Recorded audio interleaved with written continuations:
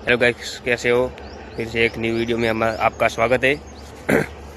मैंने जब Google email forget किया तब देखा तो 15 से 20 ईमेल पहले बन चुका है। जब मेरे खुद का आईडी 15 से 20 ईमेल बना चुका हूँ मैं, मतलब 15-20 चैनल मैंने बना के छोड़ दिया।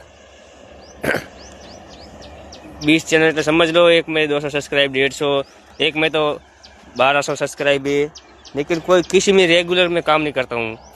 एक महीना वीडियो बनाया फिर छोड़ दिया, फिर 3 महीने बाद फिर से एक नया चैनल बनाया फिर छोड़ दिया। इसीलिए फिर से मैं नया चैनल बना रहा हूँ। ये जो वीडियो देख रहे हो आप भी, वो भी नया चैनल का है, 2026 का दूसरे महीने का, फरवरी का।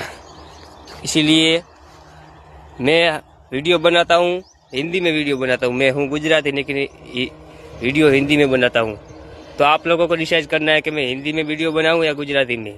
तो गुजराती भाइयों ने, तमाम भाइयों बहनों ने निम्र विनंती કે હું ગુજરાતીમાં વિડીયો બનાવું કે પછી હિન્દીમાં, તમે કોમેન્ટમાં જણાવો એટલે હું એ તરફનો કોન્ટેક્ટ બનાવું, ગુજરાતી ને હિન્દી।